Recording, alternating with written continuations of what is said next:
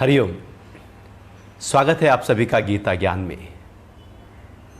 हम अध्याय 14 पर हैं, जहां पर भगवान सत्व, रज और तम गुण की गहन चर्चा कर रहे हैं और किस तरह से हमारे जीवन में ये तीनों गुण कार्य करते हैं उसकी बात कर रहे हैं।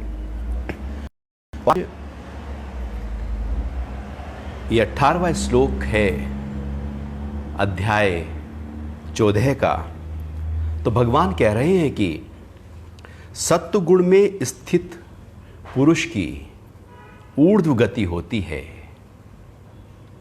राजस पुरुष मध्य में रहते हैं और तामसिक पुरुष जघन्य वृत्ति के कारण अधोगति में गिर जाते हैं। अब यहां पर 3 स्थितियां भगवान बता रहे हैं। सत्वगुण में स्थित पुरुष की ऊर्ध्व गति, एक है मध्यम गति, एक है अधोगति। तो जो सत्वगुण में स्थित है उसकी हमेशा गति ऊर्ध्व रहेगी, अर्थात उसकी ऊर्जा ऊर्ध्व गति की तरफ गति करेगी, और जो रजस में है उनकी मध्यम में रहेगी, और जो तमस में है उनकी जो ऊर्जा है वो अधोगति करना शुरू कर देगी। अब यहां पर यदि हम देखें तो ये हमारे जीवन को हम कैसे जी रहे हैं उसके ऊपर निर्भर करता है। हमारे मन की स्थिति क्या है उसके ऊपर निर्भर करता है। बुद्धि के निर्णय और अहंकार का किस तरह से सदा या बिखरापन है उसके ऊपर निर्भर करता है।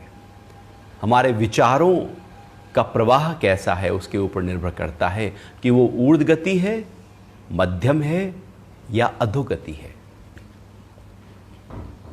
अभी जो ऊर्ध्व गति है इसी को हम ये कहें कि जैसे हमारा शरीर है और शरीर में चक्र हैं, कुंडलिनी शक्ति सबसे निचले स्तर पर है, और चक्र हैं मूलाधार चक्र, स्वादिष्टान चक्र, मणिपुर, अनाहत, विशुद्ध, आज्ञा और सहस्रार। ऊर्जा जब ऊर्ध्व गति करती है अर्थात आज्ञा और सहस्रार की तरफ जाती है तो उसको ऊर्ध्व गति कहते हैं, या नीचे से ऊपर की तरफ गति कर रही हो तो ऊर्ध्व गति कहलाएगी। और जब केवल ऊर्जा हमारी मूलाधार चक्र और स्वादिष्ठान चक्र में ही फंस गई हो तो वह अधोगति कहलाएगी, और मणिपुर चक्र, अनाहत, विशुद्ध में वो गति कर रही हो तो वह मध्य गति कहलाएगी। अब जब ऊर्जा ऊर्ध्व गति करती है तो उसको स्वर्ग कहते हैं, जब ऊर्जा अधोगति करती है तो उसको नरक कहते हैं।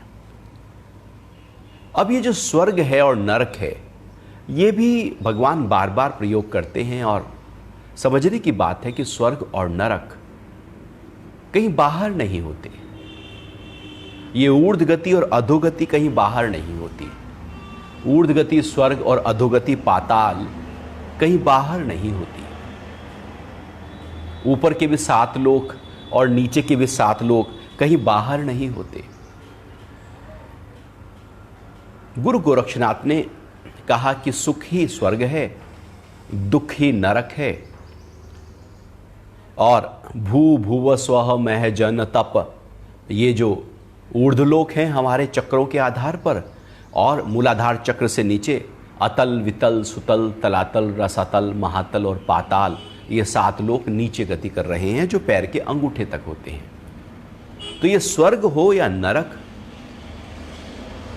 पाताल लोक हो या महलोक हो, जनलोक हो, सत्यलोक हो, ये कहीं बाहर नहीं है। सबसे पहली बात तो है कि इनको हमें अपने ही अंदर अनुभव करना होगा। ऋषियों ने अपने अंदर इनको अनुभव किया, और ये ऊर्जा के आधार पर होते हैं कि ऊर्जा हमारी कहाँ दौड़ रही है। अब हमें ऊर्जा को दौड़ाना कहाँ है, तो हम अपने को चेक करें कि भैया हम किन ख्यालों में रहते हैं। मन सुख में रहता है, सात्विक भाव में रहता है, धर्म की तरफ गति करता है, मोक्ष की तरफ गति करता है। मन जो है वो सबकी भलाई के भाव और प्रेम के भाव में अपने आप को रखता है। मन में शांति रहती है, एक हल्कापन रहता है, एक होश जगा रहता है जीवन में, और दिनचर्या सारी की सारी पूरी तरह से विवेक के साथ हो रही है, तो समझना चाहिए कि हम ऊर्ध्व गति है, सत्व गुण बढ़ा हुआ है। लेकिन एक होती है अधोगति, जहां पर दुख है, जहां पर पूरी तरह से प्रमाद है, आलस्य है, निद्रा है, जहां मूढ़ता है। तो जब हमारा मन दुख के गहरे स्तर पर कहीं चला जाए, विषाद होने लगे, या यूं कहें कि डिप्रेस हो जाए, हलचल में आ जाए, पूरी तरह से अस्त व्यस्त हो जाए, तो समझो कि नरक है और व्यक्ति भोग रहा होता है। मन ही नीचे आ जाता है, मन ही ऊपर चला जाता है। बैठे बैठे मन में सुख आ गया तो स्वर्ग, दुख की गहराइयां आ गई तो नरक। अब कहां है बाहर, कहां ढूंढोगे बाहर? कोई ढूंढ पाया है बाहर आज तक स्वर्ग को और नरक को? लेकिन अंदर देखोगे तो वो एकदम मिल जाएगा, और मन में देखोगे तो उसी समय मिल जाएगा कि हमारे मन में चल क्या रहा है, उसके आधार पर आप स्वर्ग में हैं या नरक में हैं, ऊर्ध्वगति है या अधोगति है। तो एक तो हो गया स्वर्ग, एक हो गया नरक। अब ये जो रजोगुण कह रहे हैं भगवान की मध्य गति, ये है बीच की स्थिति, और मन इसी ही बीच की स्थिति में रहता है। मनुष्य जो है अधिकतर इसी ही बीच की स्थिति में रहता है, क्योंकि मन कभी वो सुख पाना चाहता है और कभी दुख से डरता रहता है। कहीं वो दुख की तरफ आ जाता है, कहीं वो सुख की तरफ चला जाता है, और सुख भोगने के बाद फिर वो बीच में आ जाता है। फिर दुख आ जाता है तो नीचे उतर आता है, फिर दुख से उभर जाता है तो फिर बीच में आ जाता है। कोई सुख आ गया तो फिर वो ऊपर चला गया। जैसे हम कोई बीच के 3 फ्लोर हो हमारे, तो हम बीच के फ्लोर पे रह रहे हैं, कभी कभी ऊपर चले गए, कभी नीचे आ गए। सामान्यतः देखा जाए तो हम बीच में ही रहते हैं। रजोगुण के कारण से हम अधिकतर मध्य में रहते हैं, इसलिए सुख और दुख, इसलिए सुख की तलाश रहती है, सुख की तरफ दौड़ रहती है। इसलिए तो फ्यूचर में हम सुख चाहते हैं। कौन चाहता है उनके भविष्य में दुख आए? वो तो कहेगा कि सुख कैसे आए। हम सुख की तैयारी करेंगे, सारे के सारे आयोजन हमारे सुख के लिए होंगे। लेकिन साथ ही साथ मन सुख की तैयारी कर रहा है और कभी कभी डर भी रहा है।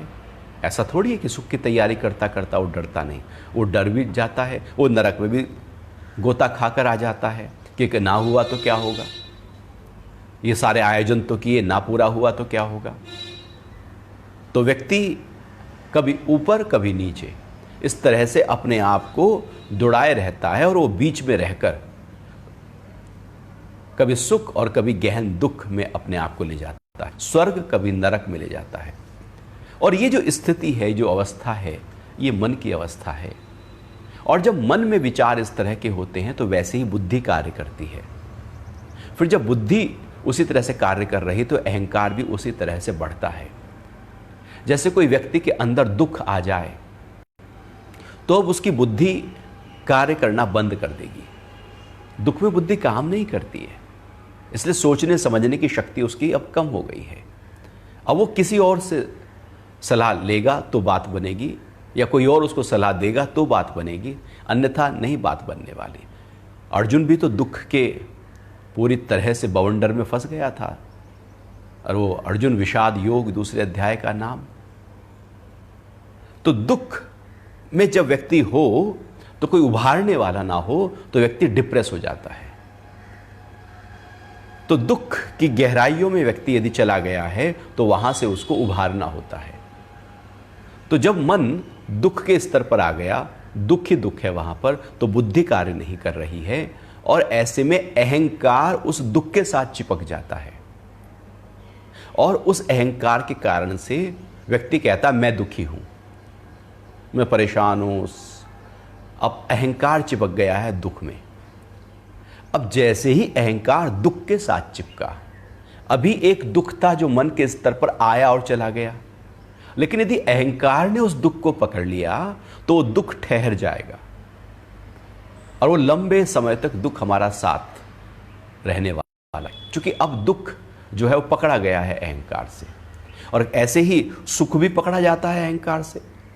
मन में सुख आया था और अहंकार ने पकड़ लिया, मैं सुखी हूं, और अहंकार उस सुख के कारण से बढ़ जाता है हमारा।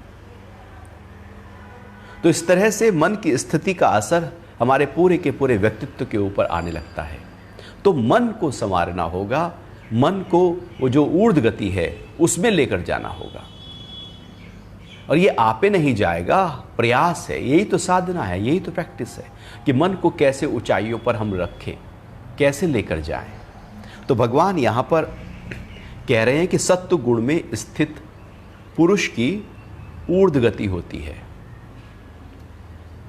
यदि हमने अपने आप को सत्व गुण में रखा तो मन ऊंचाई पर, अब ऊंचा सोचेगा, शांति ले आएगा, प्रेम ले आएगा, उत्साह ले आएगा, उमंग ले आएगा, ज्ञान ले आएगा, प्रकाश ले आएगा, हल्कापन ले आएगा, सबकी भलाई का भाव ले आएगा। यज्ञ तप और दान की तरफ व्यक्ति आगे बढ़ने लगेगा और समाज में बहुत ही सराहनीय कार्य उसके द्वारा होने लगेंगे, क्योंकि सतोगुण बढ़ गया है और ऊर्ध्व गति हो गई है मन की। मन ऊंचे स्तर पर जाकर, अब ऊंचे स्तर पर जाकर जब मन कार्य करेगा तो काम भी तो ऊंचे ही होंगे ना, तो सारे वो उसके कार्य ऊंचे स्तर के होने शुरू हो जाएंगे। फिर भगवान कह रहे हैं कि राजस पुरुष मध्य में रहते हैं, और ये जो राजस हैं ये मध्य में हैं, कभी सुख की तरफ, कभी सत्वगुण आ गया, कभी तमोगुण चला गया, फिर सत्वगुण आ गया, फिर तमोगुण आ गया, लेकिन अधिकतर हम रज में ही रहेंगे। तो हम हिलते रहते हैं, हिचकोले खाते रहते हैं, झूला झूलते रहते हैं। कभी इस तरफ, जब आप झूला झूलते हैं तो कभी इस तरफ ऊंचा चले जाते हैं, कभी पीछे की तरफ ऊंचा चले जाते हैं। तो ऐसे ही कभी सतोगुण को हम छू लेते हैं, कभी तमोगुण को छू लेते हैं। तो इस तरह से जीवन भर एक झूला चलता रहता है। और राजस, चूंकि हम सामान्यतया राजसिक व्यक्ति होते हैं, राजस व्यक्ति मध्य में रहते हैं, और जो तामसी हैं वो जघन्य वृत्ति के कारण से अधोगति में गिर जाते हैं। अब ये जो अधोगति है ये है काम की, क्रोध की। हमारे अंदर काम और क्रोध बहुत ज़्यादा रहता ही है। भोग की, खाना, सोना और भोगना। अधोगति का मतलब ऐसे समझो कि एक पशु है, अब वो क्या काम करता है यदि आप उसे देखो अपने जीवन में, वो खाता है, सभी खाते हैं, तो वो भी खाता है, फिर वो सो जाता है, खाया और सो गया। तीसरा, यदि कोई और वो काम करता है तो भोग करता है, संतान उत्पत्ति करता है। 3 काम में एक पशु रहता है, खाना है, भोगना है और सोना है। अब यदि मनुष्य भी इन्हीं 3 काम में रहे तो वह पशुवत है, वह पूरी तरह से मूढ़ है, वह अधोगति है। तो यदि कोई व्यक्ति केवल खाना, सोना और भोगना, और उसके अलावा उसने जीवन समझा ही नहीं, उसे पता ही नहीं है कि इसके अलावा भी जीवन हो सकता है, ये तो केवल और केवल एक तरह से शरीर को पाला जा रहा है, लेकिन जीवन तो कहीं ऊंचे शिखर पर होता है। ये आजीविका है, जीवन नहीं होता। जीवन तो प्रेम के साथ, ज्ञान के साथ, शांति के साथ, क्लैरिटी के साथ, विवेक के साथ जिया जाता है। जीवन तो मुस्कुराहट के साथ जिया जाता है, महक और चहक के साथ जिया जाता है।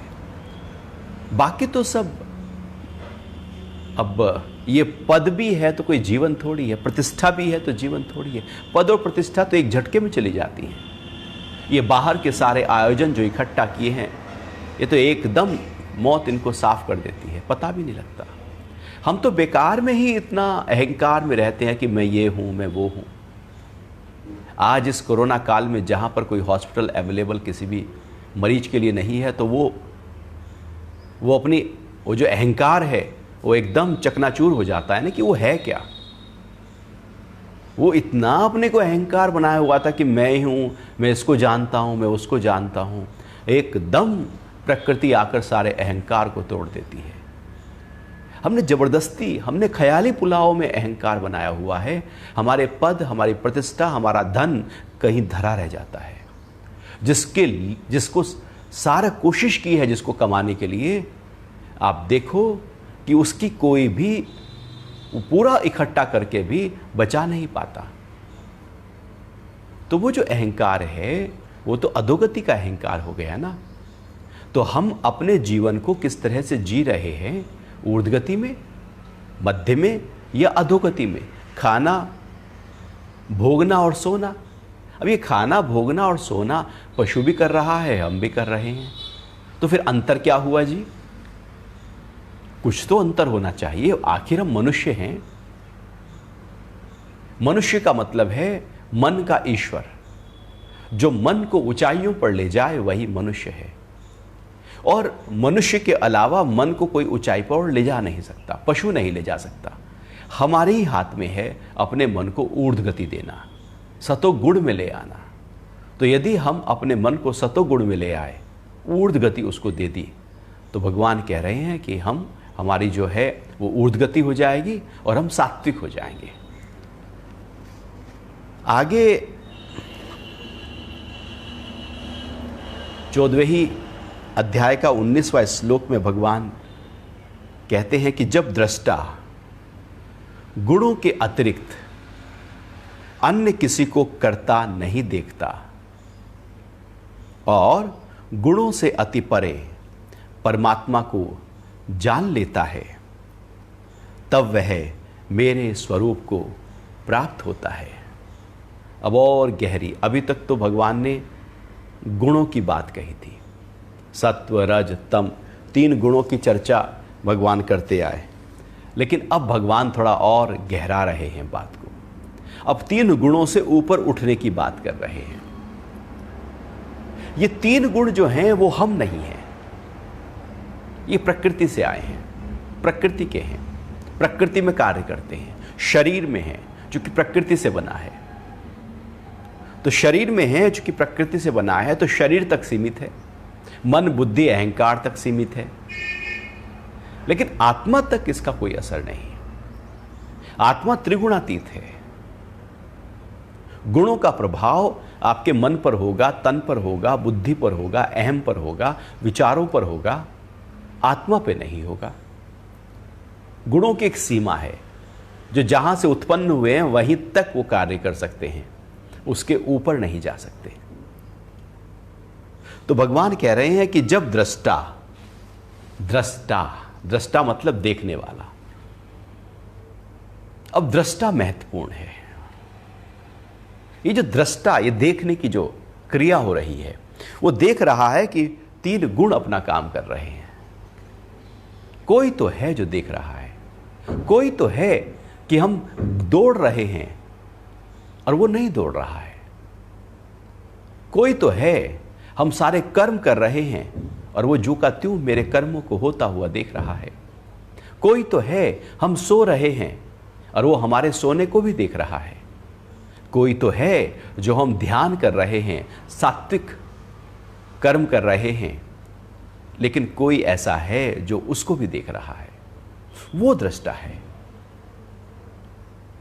वो जो दृष्टा है वो जू का त्यों है। ये सात्विक, रासिक और तामसिक 3 गुण जिसमें हम पूरा जीवन अपना बिता देते हैं, भगवान कह रहे इससे ऊपर भी एक स्थिति है, वो दृष्टा की है। जैसे हमारी 4 अवस्थाएं होती हैं, एक जागृत है, एक स्वप्न है, एक सुषुप्ति है और एक तुर्य अवस्था है। जागृत है कि हम जागे हैं, जैसे दिन भर हम जागे हैं, देख रहे हैं, उठ रहे हैं, खा रहे हैं, पी रहे हैं, सब काम कर रहे हैं, आंखें खुली हैं और सारा व्यवहार हो रहा है, ये जागृत अवस्था कहलाती है। एक स्वप्न अवस्था होती है कि हम सो जाते हैं और रात को स्वप्न देख रहे हैं, ड्रीम चल रहे हैं। एक सुषुप्ति अवस्था होती है कि जब ड्रीम भी नहीं होते, डीप स्लीप होती है, पूरी तरह से गहरे सो रहे होते हैं। ये 3 अवस्थाओं में हर व्यक्ति रहता है। सब जागेंगे भी सुबह को, रात को सपने भी देखेंगे और गहरी नींद में भी जाएंगे। लेकिन एक चौथी अवस्था होती है तुर्य अवस्था। वो तुर्य अवस्था जो कि त्यों तीनों में समान रूप से होती है, वो आती जाती नहीं, वो तो है ही है। जैसे वो एक दृष्टांत आता है ना कि राजा जनक हैं और वो दोपहर का समय था, उनकी थोड़ी आंख लग गई, सो रहे हैं। वो ऐसा अनुभव करते हैं कि जैसे उनकी आंख खुल गई। खुल क्या गई? एक सिपाही भागा हुआ आया, राजा साहब, राजा साहब, राजा साहब। जनक उठे, हाँ क्या हुआ, क्यों जगाया? कि नहीं, वो पड़ोसी राजा ने आक्रमण कर दिया है और वो अपनी सेना लेकर हमारे पूरी तरह से अंदर घुस आया है और जो हमारे बॉर्डर पे सिपाही थे उनको सबको मार दिया है और वो भागा आ रहा है पूरे अपने सेनाओं के साथ में। अब ये राजा जो हैं ये उठे, सबको एकदम तैयार किया, चलो चलो चलो युद्ध के लिए। अब जैसे ही बाहर निकले तो देखा तो वो जो राजा था वो पूरी तरह से युद्ध के लिए तैयार था। राजा जनक को बंदी बना लिया गया।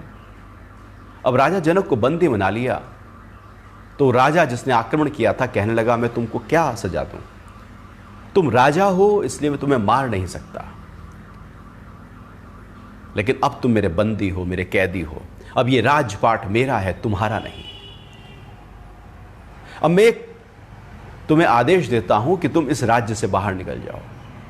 इस राज्य में खाना पीना तुम्हें बिल्कुल नहीं मिलेगा। मेरे सैनिक साथ रहेंगे जब तक तुम इस सीमा से बाहर नहीं निकल जाते, अपना पैदल निकल जाओ। अब राजा फटे हाल, थोड़ा सा चूंकि युद्ध किया था, खून में भी थोड़ा सा लथपथ था। अब उसको सीमा से बाहर निकाल दिया गया। राजा पैदल चलता चलता चलता चलता बाहर निकला तो बहुत थक चुका था, परेशान था, बहुत प्यास लगी थी, भूख लगी थी। दूसरे देश में जब गया तो वहां पर तो पुराने राजा के सैनिक तो चले गए सीमा से बाहर निकालकर। अब वहां एक जगह जाकर देखा तो एक मंदिर के बाहर बहुत सारी एक पंगत बैठी है। ये फटे हाल है और वहां पर कुछ खाना बट रहा है तो राजा को बहुत भूख लगी थी, बैठ गया। अब जैसे ही बैठ गया तो सबको खाना दिया जा रहा था। राजा के सामने भी 2 रोटी लास्ट में डाल दी गई। अब राजा जैसे ही रोटी उठाने वाला था, एक कुत्ता आया और वो 2 रोटी उठाकर राजा की भाग गया। अब राजा जनक बहुत ही ज्यादा परेशान, भूख से पेट जैसे जला जा रहा हो, बहुत अस्त व्यस्त स्थिति, बहुत उलझन। वो थोड़ी दूर उठकर चलता है, वहां पर कुआं है, कुएं से पता नहीं जैसे तैसे करके पानी खींचता है। जैसे ही पानी वो उठाता है तो उधर से गाय भागी आती है और वो अपने सींग से उस बाल्टी को गिरा देती है। राजा की इतनी हिम्मत नहीं कि अगली बाल्टी में उठा ले, खींच ले। राजा बहुत दुखी है।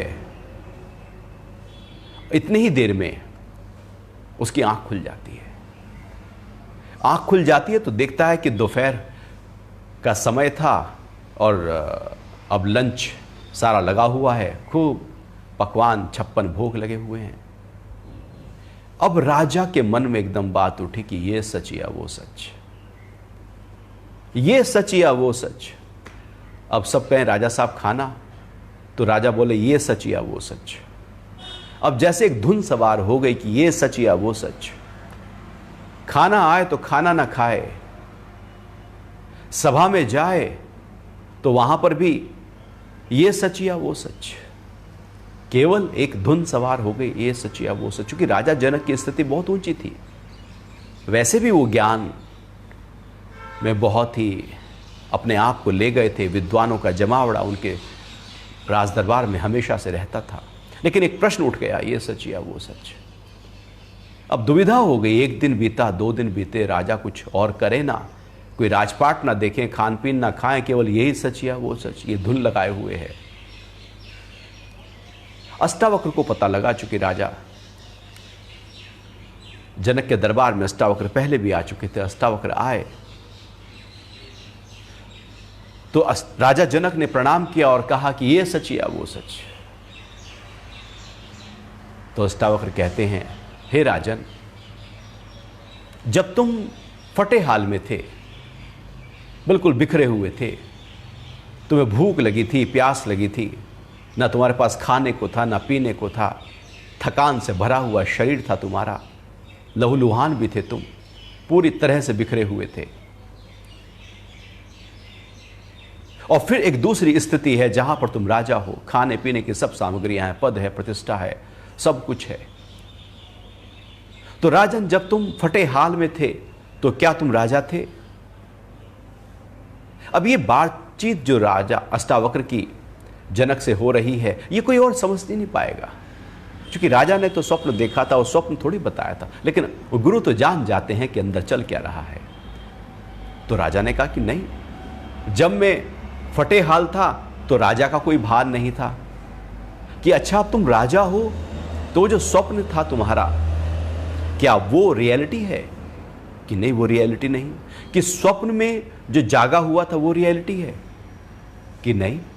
कि जो जागा हुआ तुम राजा हो और सोए हुए स्वप्न में तुम फकीर थे, वो रियलिटी है? क्या रियलिटी है? स्वप्न में जो है बस वही है, जागृत जो है वो वही है। तो तुम राजा हो यदि, तो तुम राजा तो स्वप्न में भी राजा ही रहते ना, तो स्वप्न में कैसे भिखारी हो गए? और यदि तुम भिखारी थे स्वप्न में, तो जब जागे तो भी भिखारी रहना चाहिए था, तो तुम राजा कैसे हो गए? तो तुम राजा हो या भिखारी? राजा होते तो हर समय राजा ही रहते, भिखारी होते तो फिर भिखारी ही रहते। ये बदल क्यों रहे हो तुम?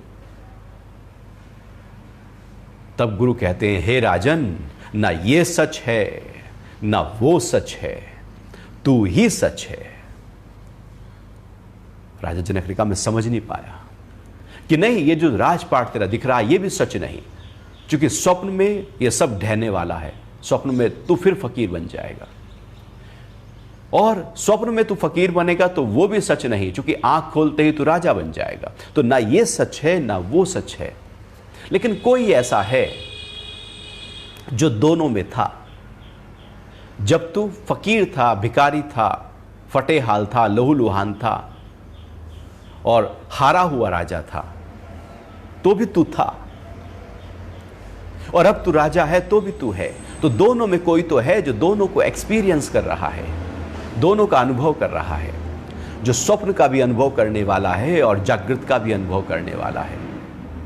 हे राजन, वो तू है, ना ये सच है ना वो सच है। वो जो तू है वही दृष्टा है, और वो अवस्था चतुर्थ है, वो तुर्या है।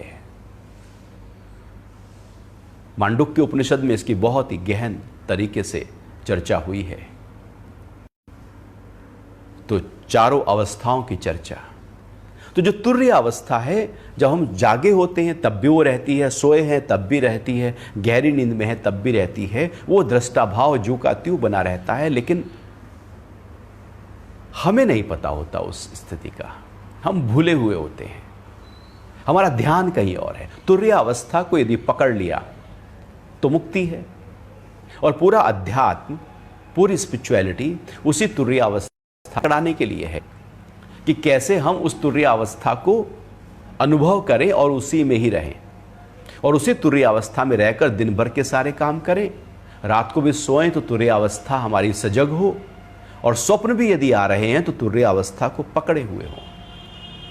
चूंकि बाकी तीनों अवस्थाएं गुणों के आधार पर हो रही हैं, तो त्रिगुणातीत है। तुर्य अवस्था में गुणों का प्रभाव नहीं, और ये तुर्य अवस्था रहती ही रहती है, लेकिन हम ही इसको भुला देते हैं, छोड़ देते हैं। तो भगवान ने इस श्लोक में वही कहा। भगवान कह रहे हैं, जब दृष्टा, दृष्टा मतलब तुर्या की अवस्था, साक्षी भाव, जिसको महर्षि पतंजलि कहते हैं तदा दृष्टु स्वरूपे अवस्थानम, तब दृष्टा अपने स्वरूप में स्थित हो जाता है। अर्थात जो आत्माकार है, जो मैं हूं, तब दृष्टा, तब मतलब उस क्षण, उस पल। किस पल? गुणों के अतिरिक्त अन्य किसी को करता नहीं देखता। अभी हम गुणों को करता देखते हैं या अपने को करता देखते हैं? हम कहते हैं कि मैंने किया सारे काम, मैंने इतना धन कमाया, मैंने इतना याद किया, मेरा इतना पद है, मैंने तो ये कर लिया, ये उपलब्धियां इकट्ठा कर ली। हमने तो जरा सा किया नहीं कि उस पर ठप्पा हमने अपने अहंकार का लगा दिया, और अहंकार उस कर्म को और घना कर देता है और मजबूत कर देता है। और वो हम कहते हैं कि मैंने किया। अब जब जैसे ही कहा मैंने किया तो फिर उसका फल भी मेरा हो गया, कर्म मेरा तो फल भी मेरा। या ये पक्का हो जाए कि कर्म मेरा नहीं है तो गुण से हुआ, गुण गुणों में बरते, मैंने नहीं किया, मैं दृष्टा हूं, मैं साक्षी हूं, मैं साक्षी हूं, मैं अलग हूं। गुण जैसा उठा, तमगुण उठा तो सो गए, रजोगुण उठा तो हमने कर्म करने शुरू कर दिए, सतोगुण उठा तो वृत्ति सात्विक हो गई। तो जैसे जैसे गुण उठे वैसे वैसे कर्म हुआ। अब गुण ना उठे, कोई तमगुण ना उठे तो सो नहीं सकते, रजोगुण ना उठे तो कर्म नहीं कर सकते, और सतोगुण ना उठे तो फिर हम ज्ञान की तरफ प्रवृत्त नहीं हो सकते। तो मैंने किया या गुणों ने किया, एक्चुअली हम कुछ नहीं करते, हम कुछ कर ही नहीं सकते, हमारे से कुछ नहीं होता। लेकिन मन है कि वो भुलामे में रहता है, मन है कि वो कहता रहता है कि मैंने किया। वो जो अहंकार है उसको साइड करना बड़ा मुश्किल होता है। सबसे बड़ी रुकावट गुण गुणों में बरतते हैं, इसमें अहंकार की आती है, क्योंकि अहंकार को ठेस लगती है। वो कहता है मैंने तो सींचा अपने आप को आज तक, अब ये कह रहे हैं कि मैंने नहीं किया। तो इसी कारण से अक्सर हम अध्यात्म की यात्रा में रुकावट डाल लेते हैं अपने ही अहंकार के कारण से, क्योंकि अहंकार कहता है कि मैंने किया, कर्तापना उसके अंदर गहरा है, और उसी कारण से दुख पैदा होता है, कर्म पैदा होते हैं, फल पैदा होता है, संस्कार पैदा होते हैं, वासनाएं पैदा होती हैं। भगवान कह रहे हैं कि जब दृष्टा, अहंकार नहीं दृष्टा, और जब अहंकार से देखा तो हमने कहा मैंने किया। एक किसी को पानी का गिलास भी आप दोगे, अहंकार से दोगे तो वो कहेगा मैंने तो उसको पानी का गिलास दिया था। वो याद रखेगा, क्योंकि अहंकार से किए गए कर्म कभी व्यक्ति भूलता नहीं है, और दृष्टा में किए गए कर्म याद ही नहीं रह सकते, क्योंकि वो पता ही नहीं होता कि कर्म किया है या नहीं किया है, क्योंकि दृष्टा है। तो जब दृष्टा गुणों के अतिरिक्त अन्य किसी को करता नहीं देखता, गुण को ही करता देखता है। कौन करता है? गुण करते हैं। सतगुण अपना काम करता है जैसा बताया गया, रजोगुण अपना काम करेगा, तमोगुण अपना काम करेगा। जैसे जैसे गुण उठेंगे वैसा वैसा वो काम हम करते चले जाएंगे। तो हमने किया या गुणों ने किया? अब जैसे रात को हम सो रहे हैं, अब सतोगुण यदि सुबह को ना उठ, प्रकाश ना हो तो हम सोते ही रह जाएं? तो हम उठते हैं या कोई हमको उठा देता है? हम तो सो रहे थे, कौन उठाता है? वो गुण हैं जो उठा देते हैं। हम तो दिन भर काम कर रहे थे, हम तो कार चला रहे थे, कौन है जो झपके लगा देता है? वो तम गुण आकर एकदम सुला देता है। तो हम सोते हैं या गुण हमको सुलाते हैं? हम काम करते हैं, अब रजोगुण ना हो, आप काम करके दिखाओ, आप काम ही नहीं कर पाओगे, क्योंकि रजोगुण ही नहीं, काम के लिए रजोगुण चाहिए, गति के लिए रजोगुण चाहिए, वो है ही नहीं तो आलस्य में जाएंगे। तो इस तरह से हम नहीं करते, और जो व्यक्ति, जो दृष्टा गुणों को ही करता देखता है, फिर आगे कह रहे हैं, और गुणों के अति परे परमात्मा को जान लेता है। अब गुणों को पहले करता देखो, तो ही तो गुणों के परे जा सकते हैं। अभी तो गुणों में ही है, तो गुणों के परे कैसे जाएंगे? तो गुणों के परे जाना ही परमात्मा का दर्शन हो सकता है। अब हम गुणों में ढूंढने लगे परमात्मा को तो अनुभव नहीं होगा, और हम परमात्मा को कहीं गुणों में ढूंढ रहे होते हैं, वो परमात्मा कहां है वहां पर? हम तो कुछ श्लोक बोल रहे होते हैं, परमात्मा कहां है वहां पर? हम तो कुछ मंत्र बोल रहे होते हैं, परमात्मा कहां है वहां पर? हम तो कुछ गीता पढ़ रहे होते हैं, परमात्मा कहां है वहां पर? परमात्मा तो गुणों के परे जब हम ध्यान में उतरेंगे तो उसका अनुभव होगा। अभी तो केवल गुणों में ही आंख कोई गति कर रही है, तो रजोगुण से हो रहा है ना। कुछ भी आप बोल रहे हैं, आप मंत्र उच्चारण कर रहे हैं, आप श्लोक बोल रहे हैं, तो वो तो रजोगुण से हो रहा है ना, सतोगुण के आधार पर रजोगुण से हो रहा है ना।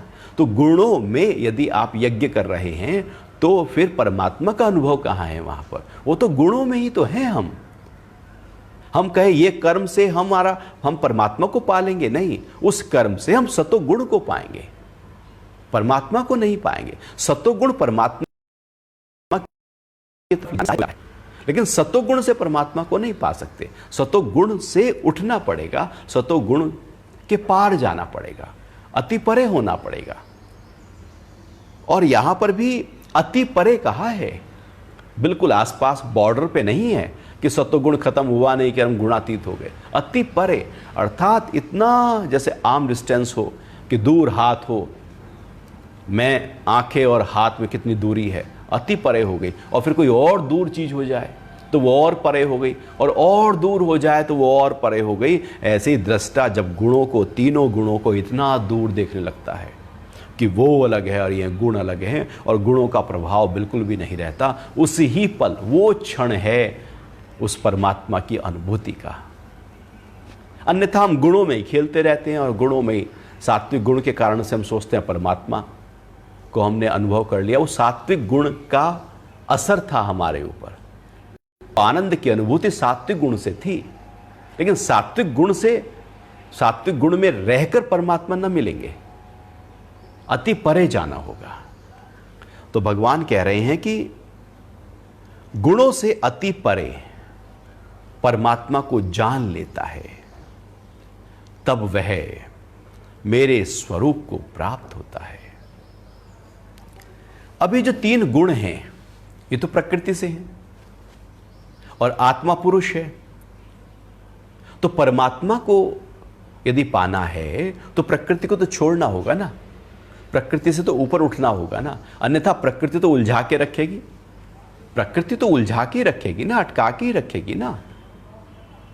तो हम प्रकृति में उलझे रहते हैं, तीनों गुणों में उलझे रहते हैं। यहां भगवान कह रहे हैं इससे परे जाकर परमात्मा के स्वरूप का अनुभव करना है।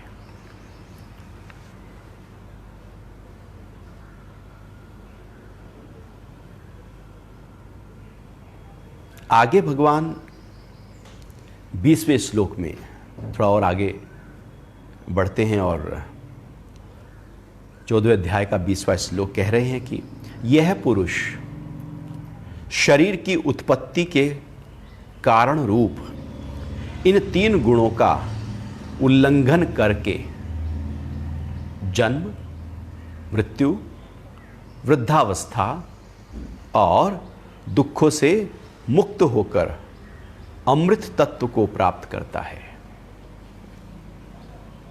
अब हर व्यक्ति चाहता है वो अमृत को प्राप्त कर ले, अमर हो जाए। अमृत का मतलब होता है आत्मा में स्थिति, और कोई मतलब नहीं है अमृत का। देवता जिस अमृत को पाने के लिए लगातार लालायित रहते हैं, मनुष्य जिस अमृत को पाने के लिए साधना करते रहते हैं, ऋषि मुनि जिस अमृत को पाने के लिए निरंतर प्रयास करते रहते हैं, स्वाध्याय करते रहते हैं, वो अमृत कोई फिजिकल चीज नहीं है, वो अमृत तो आत्मा में स्थिति है। तो कैसे उस अमृत को पान करें? अमृत का मतलब है ऐसी अवस्था जहां मरना ही खत्म है। ये मरता शरीर है, और यदि हम बॉडी कॉन्शियसनेस में हैं, शरीर में रहते हैं, तो फिर मरेंगे। लेकिन यदि हमने आत्मा को अनुभव किया हुआ है, ध्यान की ऊंची अवस्था में उसी आत्म भाव में अपने आप को रखा हुआ है, तो शरीर मरेगा, मैं नहीं मरूंगा, क्योंकि मैं अब आत्मा हूं। और यदि मैं शरीर हूं, मैं ये नाम हूं, ये पद हूं, ये तो मरेगा। तो मैं कहां हूं? मैं देह अध्यास में हूं या चेतना की स्थिति में हूं? यदि चेतना की स्थिति में हूं और मृत्यु हो रही है, तो अमृत को प्राप्त किया हुआ है, वो नहीं मरेगा। ये शरीर आया है, चला जाएगा, इसके आने और जाने का सिलसिला भले कैसा भी हो, लेकिन मैं उस स्थिति में आ गया जहां पर मृत्यु नहीं है, शरीर की मृत्यु होती है। तो अमृत तत्व का अनुभव करना, क्योंकि जो जन्म लेता है वो मरता है। लेकिन यदि अध्यात्म की ऊंचाइयों को अनुभव किया, जो भगवान यहां पर कह रहे हैं, तो व्यक्ति फिर मरता नहीं है, फिर तो अमर हो जाता है। अमर का मतलब इस शरीर से अमर का नहीं होता। मतलब ये तो आया है, प्रकृति से बना है, जाएगा, सबका जाएगा। 100 साल में तो चला ही जाएगा ना, लेकिन जाएगा। अमर का मतलब होता है उस अमर तत्व को, उस आत्म भाव को अपने ही अंतरतम में अनुभव कर लेना, जो कभी नहीं मरता। तो भगवान कह रहे हैं यह पुरुष शरीर की उत्पत्ति के कारण रूप इन तीनों गुणों, इस शरीर की जो उत्पत्ति है वो 3 गुण से होती है। 3 गुणों के आधार पर ही तो शरीर बना है। 3 गुण के आधार पर ही ये 5 महाभूत हैं, 5 ज्ञानेंद्रियां हैं, 5 कर्मेंद्रियां हैं, 1 मन है। इन 3 गुणों के आधार पर ही बुद्धि है, अहंकार है। इन 3 गुणों के आधार पर ही तन्मात्राएं हैं, और इन 3 गुणों के आधार पर ही इच्छा है, वासना है, संस्कार है, और इन 3 गुणों के आधार पर ही शरीर का निर्माण होता है, और कोई कारण नहीं है। 3 गुण ना हो तो शरीर का निर्माण भी नहीं हो सकता। जैसे पदार्थ है तो उसमें इलेक्ट्रॉन, न्यूट्रॉन और प्रोटॉन है ही हैं, अब उनसे ही तो पूरे पदार्थ का निर्माण हुआ है। तो ब्रह्मा, विष्णु, महेश की 3 शक्तियां ही तो हैं जो सृजन करती हैं, पालन करती है और संहार करती हैं। ये 3 ही तो हैं। तो इन कारण को, ये जो 3 हैं सत्व, रजतम, इन तीनों को जानना होगा कि ये ही कारण है इस शरीर के। और यदि यही कारण है इस शरीर के, और ये कारण का हमने पता कर लिया, और फिर भगवान कह रहे हैं कि इनका उल्लंघन करना है। पहले तो इनको जानना और फिर इनका उल्लंघन कर जाना, अर्थात इनसे ऊपर उठ जाना, 3 गुणों से ऊपर उठ जाना। जब पुरुष शरीर की उत्पत्ति के कारण रूप इन 3 गुणों का उल्लंघन करके, अब जब तक 3 गुणों में है तो उल्लंघन कहां हुआ? उल्लंघन का मतलब तो ऐसे ही समझो कि जैसे रास्ते पे चले जा रहे थे, एक गड्ढा आ गया और आप उस गड्ढे को लांघ जाते हैं, उल्लंघन कर जाते हैं। ऐसा थोड़ी है कि आप गड्ढे में उतर कर फिर बाहर निकलते हैं, नहीं, आप लांघ जाते हैं। जिसकी जरूरत नहीं है उसको लांघ जाते हैं। अध्यात्म में, उस अमृत तत्व में इन 3 गुणों की अब आवश्यकता नहीं। तो इसको लांघ जाना है, उल्लंघन कर जाना है। और जैसे ही उल्लंघन करेंगे तो उसका फिर प्रभाव आ जाएगा।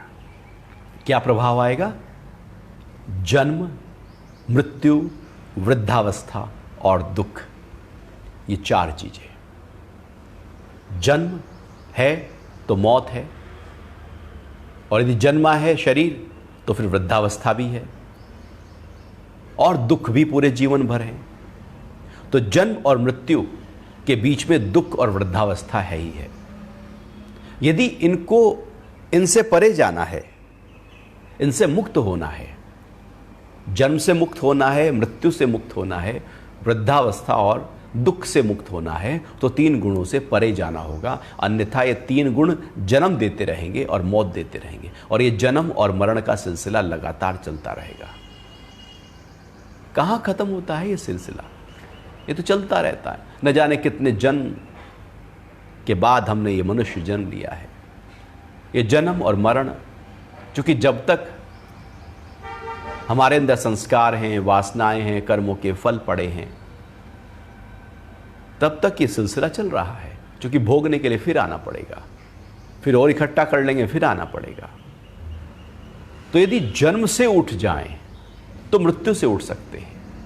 जब ये पक्का हो कि मेरा जन्म ही नहीं हुआ तो मेरी मौत कैसे? लेकिन यदि ये पक्का किया मैंने जन्म लिया, तो फिर ये भी साथ साथ हमने पक्का किया अब मेरी मौत भी होगी। लेकिन जब ये पक्का हो जाए कि आत्मा जन्म लेती ही नहीं है, तो आत्मा मरती कैसे है? तो अभी यदि जन्म पक्का है तो कहीं ना कहीं मौत छुपी पड़ी है। साधक जो है वो 3 गुणों से जब परे जाता है तो उसको अपने जन्म का भी, जन्म से भी वो ऊपर उठ जाता है। क्योंकि जन्म है तो सारे फिर उसका कॉन्सिक्वेंस है। और फिर जीवन में देखा जाए तो वृद्धावस्था बड़ी दुखदाई हो जाती है, असह्य हो जाता है व्यक्ति। वासनाएं खड़ी होती हैं, संस्कार खड़े होते हैं, इच्छाएं जू की त्यों हैं। शरीर साथ नहीं दे रहा है, घर वाले साथ नहीं दे रहे हैं। जिन पे सोचते थे कि बाद में चलकर ये ध्यान देंगे, वही आंखें दिखाने लगते हैं। जिन पे तकिया था वही पत्ते हवा देने लगे। तो वृद्धावस्था दुखदाई हो जाती है, असह्य हो जाता है व्यक्ति, और जीवन भर दुख खड़े ही खड़े हैं। ये संसार दुख से भरा हुआ है। दुख तो आएगा, क्योंकि हमारी इच्छाएं इतनी बड़ी हैं, खत्म ही नहीं होती, और ये इच्छाएं तो दुखों का कारण बनी पड़ी हैं। क्योंकि इच्छाएं सारी पूरी नहीं होंगी, जो पूरी नहीं होंगी वो दुख देंगी। हम मुक्ति नहीं चाहते, हम दुख से हट जाना चाहते हैं। बस हम अध्यात्म में भी दुख से भागकर आते हैं, और फिर जब दुख हट जाता है तो फिर चले जाते हैं उसी दुनिया में। हम जगत को नहीं छोड़ना चाहते, मन में जो जगत पड़ा है उसको नहीं छोड़ना चाहते, बल्कि उस दुख को ठीक कर लेना चाहते हैं और सुख को भोग लेना चाहते हैं। तो यदि दुख को हटाकर सुख को भोग लेना चाहते हैं, तो इसका मतलब यह हुआ कि यदि हम सुख भोगना चाहते हैं तो दुख तो कहीं चिपका पड़ा है ना, फिर उसके साथ फिर दुख आ जाएगा। इसलिए सबके जीवन में दुख है, क्योंकि सबने सुख चाहा है। हम केवल सुख सुख सुख की तलाश में जीवन जी रहे हैं। तलाश ही सुख की है, तो दुख तो साथ साथ चिपका पड़ा है ना उसके, वो अलग कैसे करोगे? तो तलाश सुख की है तो दुख आ गया। तलाश सुख की थी, आया दुख, मिला दुख, और मन दुख में ज्यादा रहता है। सुख सारे भूल जाएगा आदमी। जीवन में आज तक यदि आप अनुभव करें कि परमात्मा ने कितने सुख दिए हैं, उनकी एक लिस्ट तैयार करो, बैठो, लिखो। आप लिखते जाओगे, याद करते जाओ, वो भी सुख था, वो भी सुख था, वो भी सुख था। अब दूसरी तरफ जीवन में दुख कितने हैं, अब आप उसको लिखना शुरू करो। तो आप जब दुख याद करोगे, यार दुख क्या है असलियत में, तो आप पाओगे तो एक्चुअली तो बहुत थोड़े से ही हैं, कुछ ज्यादा नहीं है। 100 सुख हैं, 2 दुख हैं, लेकिन 2 दुखों ने अपने आप को इतना बड़ा किया कि 100 सुखों को छोटा कर दिया। अब दुख 2 थे, इतना उन्होंने खींचा, इतना खींचा कि 100 सुख छोटे होते चले गए, और जीवन दुखमय होने लगा। दुख चूंकि सुख की तलाश थी, और इसलिए भगवान ने सुख नहीं दुख कहा। और वृद्धावस्था, चूंकि वृद्धावस्था में डर सताता है, मौत का डर सताने लगता है, पता नहीं कब बुलावा आ जाए। जैसे ही हम आत्म भाव में आते हैं, मौत का डर निकल जाता है। एक होता है मौत का डर ऊपर ऊपर का, मैं मरने से थोड़ा डरता हूं। वो ऊपर से जो कहे कि मैं मरने से नहीं डरता, समझो वही सबसे ज्यादा डरता है, क्योंकि वो बोल रहा है। यदि नहीं डरता तो मौत तो उसके अंदर है ही नहीं ना, कॉन्सेप्ट ही खत्म हो गया मौत का। यदि वो आत्म भाव में है तो मौत उसके लिए बनी नहीं है। जिसके लिए जो चीज बनी नहीं है वो उसकी चर्चा कैसे करेगा? और कोई कहे कि मैं मरने से नहीं डरता, तो इसका मतलब है कि मौत ही पौंत पड़ी है उसके अंदर, मौत ही सता रही है, मौत ही डरा रही है, मौत ही भयभीत कर रही है। इसलिए वो ऊपर से कह रहा है दिखाने के लिए कि नहीं डरता मैं, लेकिन डरा हुआ उससे ही है। तो वृद्धावस्था में मौत सताने लगती है, डराने लगती है, और दुख खड़े हो जाते हैं, और इसी कारण से हम मुक्त भाव में नहीं आ पाते। तो हमें भगवान कह रहे हैं कि जो पुरुष शरीर की उत्पत्ति के कारण रूप इन तीनों गुणों का उल्लंघन करके जन्म, मृत्यु, वृद्धावस्था और दुखों से मुक्त होकर अमृत तत्व को प्राप्त करता है। कौन प्राप्त करता है? जो तीनों गुणों से ऊपर उठ जाता है। जैसे ही तीनों गुणों से ऊपर उठे तो जन्म भी चला गया हमारा, मृत्यु भी गई, वृद्धावस्था भी गई, दुख भी गए, सबसे मुक्त हो गए। अब हम अपने उस अमृत तत्व को प्राप्त हो गए, जो एक जैसा है, जिसको तुर्यावस्था कहा जाता है। इस तरह से 20वां श्लोक पूरा हुआ। अभी आपके कोई प्रश्न हो तो उस पर बात कर सकते हैं।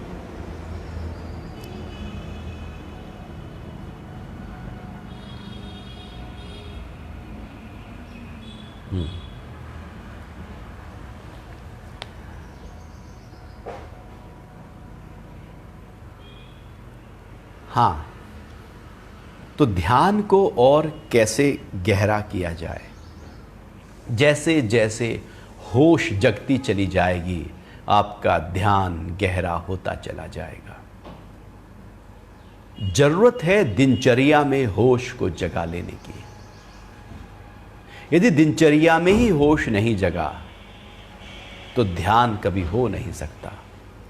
ध्यान को गहरापन देना हो तो अपने होश को, अपनी जागृतता को, अपने सुजाग को, अपने साक्षी भाव को और ज़्यादा दिन भर सारे कर्म करते हुए सचेत होना शुरू कर दो। बेहोशी का जीवन कभी ध्यान की तरफ नहीं लेकर जाएगा। सजगता बढ़ाओ। जैसे जैसे सजगता बढ़ेगी वैसे वैसे ध्यान की तरफ हम बढ़ते चले जाएंगे। तो सजगता के लिए जब आपको लगे दिन भर, तो कभी भी अपने ध्यान को अपने सांसों पर लाना। देखना सांस कब आई और कब गई। सांस तो आ रही है, जा रही है, 21,600 बार 24 घंटे में आती है और जाती है। हम ध्यान ही नहीं देते। अपनी सांसों को ध्यान दो। ये आती जाती श्वास में अजपा जाप हो रहा है, सोहम का जाप हो रहा है। जब हम श्वास भरते हैं तो सो की ध्वनि, जब निकालते हैं तो हम की ध्वनि, ये हो रहा है। ये जो अजपा गायत्री है, ये 21,600 बार जो हमारे साथ लगातार 24 घंटे में हो रही है, जैसे ही आप इसको अनुभव करना शुरू करेंगे, ध्यान गहरे गहरे और गहरे स्तर पर उतरना शुरू हो जाएगा। लगातार सो हम का जाप हमारे साथ हो रहा है। सो हम का मतलब होता है सो वह परम पिता परमात्मा, हम मैं ही तो हूं, वह परमात्मा मैं ही तो हूं। और जीवन का एक ज्वलंत प्रश्न उठता है कि मैं कौन हूं, हु एम आई। मांडुक्य उपनिषद कहता है तुम तुर्यावस्था हो। और गुरु गोरक्षनाथ कहते हैं कि अजपा गायत्री सोहम, तू वही है परमात्मा। तो जैसे ही हम उस अजपा जाप को अनुभव करना शुरू करते हैं, हम उसके गहरे स्तर पर जाने लगते हैं। और जैसे जैसे उसके गहरे स्तर पर, गहरे तल पर जाने लगते हैं, हम अनुभव करने लगते हैं कि वही मैं हूं। और ध्यान भी हमें वही अनुभव करा देता है। तो श्वासों के साथ अपने आप को लेकर चलो। आपने भी देखा होगा, कभी आपके अंदर बहुत क्रोध हो तो आपका श्वास थोड़ा बढ़ जाएगा। व्यक्ति बहुत दुखी हो तो सांस भारी हो जाएगा, और ज़्यादा डिप्रेस हो जाए तो और सांस भारी हो जाएगा। व्यक्ति मन से प्रसन्न हो तो उसका श्वास हल्का हो जाएगा। जैसे जैसे काम वासना में हो तो और सांस तेज हो जाएगा। क्रोध में भी सांस बिखरा हुआ तेज हो जाएगा। जैसे जैसे मन की स्थिति होती है, विचार जैसे चलते हैं हमारे, सांस भी उसी तरह से हल्का, भारी, धीमा, टूटा फूटा, या रिदम में, या सूक्ष्म, या बहुत ही शांत रूप से बहता है। उसी अनुसार सांस बहता है। तो मन के आधार पर श्वास की गति ऊपर नीचे होती है। अर्थात हमारे पूरे व्यक्तित्व में, जैसे शरीर बीमार हो तो श्वास हिल जाएगा, मन बीमार हो तो श्वास हिल जाएगा, अहंकार बिखरा हो तो श्वास हिल जाएगा। पूरे व्यक्तित्व में कुछ भी हो रहा हो, आपके श्वास पर उसके छाप जरूर आएगी, क्योंकि श्वास ही तो है जीवन की धारा। तो दिन भर इसी श्वास को क्यों ना अनुभव कर लिया जाए। जैसे जैसे इस श्वास को गहराना शुरू करेंगे, हमारा ध्यान होने लगेगा, और श्वास को गहराने से शरीर का स्वास्थ्य, मन का स्वास्थ्य, भावनाओं का स्वास्थ्य और आध्यात्मिक स्वास्थ्य उस स्तर पर बढ़ता चला जाएगा। इसलिए बुद्ध कहते हैं विपासना, बस श्वासों पर ध्यान। इसलिए भगवान शंकर कहते हैं कि बस ये पहली विधि, श्वास कब आया और कब गया, इसको देखो। ये बहुत ही अनूठी प्रक्रिया है, बहुत ही सिंपल टेक्निक है ध्यान की। बस दिन भर जो श्वास आ रहा है, क्योंकि इसमें कुछ करना नहीं है। आप बाथरूम में बैठे हैं तो भी सांस आ रहा है, आप खा रहे हैं तो भी आ रहा है, आप वॉक कर रहे हैं तो भी सांस आ रहा है, आप नोट गिन रहे हैं तो भी सांस आ रहा है, सांस तो आ ही रहा है ना। तो जो चीज़ हर समय हो रही है, क्यों ना अपने ध्यान को गहरे स्तर पर वहीं पर टिका दो। यदि हमारा ध्यान उस श्वास पर टिक गया तो आप निश्चित मानिएगा ध्यान गहराइयों पर जाने लगेगा। अब अलग से ध्यान की जरूरत नहीं, ध्यान तो लगा हुआ है, ध्यान करने की जरूरत नहीं, वो तो हो रहा है।